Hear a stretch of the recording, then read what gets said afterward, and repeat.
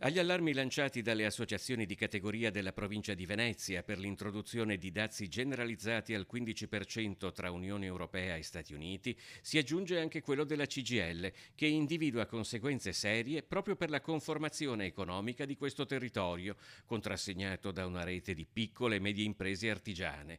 Senza giri di parole, il segretario generale Daniele Giordano definisce i dazi un'autentica sciagura. Rischiano di determinare effetti gravissimi sulle piccole imprese dove è occupata la maggioranza dei nostri lavoratori nel settore manifatturiero. Più di 20.000, il 52% dei lavoratori sta in queste aziende, che rischiano con i dazi di dover comprimere il costo del lavoro, che vuol dire precarietà, licenziamenti, cassa integrazione, vuol dire far pagare ai lavoratori e alle famiglie questo accordo sbagliato con gli Stati Uniti. Senza considerare l'indotto, la manifattura impiega nel veneziano quasi 50.000 persone e proprio il settore manufatturiero presenta particolarità che sembrano esporlo più di altri al rischio che i costi dei dazi vengano scaricati sui dipendenti attraverso il contenimento del costo del lavoro, favorendo ancora una volta le occupazioni meno qualificate e aprendo a licenziamenti e ricorso alla cassa integrazione. Per la CGIL, Venezia non può permettersi che all'inazione politica si affianchino scelte economiche scellerate, spacciate come una vittoria. Che chiediamo in maniera chiara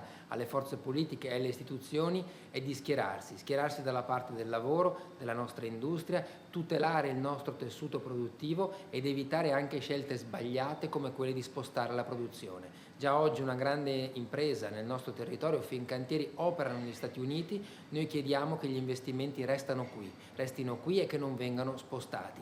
Di tutto questo chiediamo conto alle istituzioni e alle forze politiche. Non può essere il lavoro a pagare questa politica scellerata e questi accordi sbagliati sui dazi con gli Stati Uniti.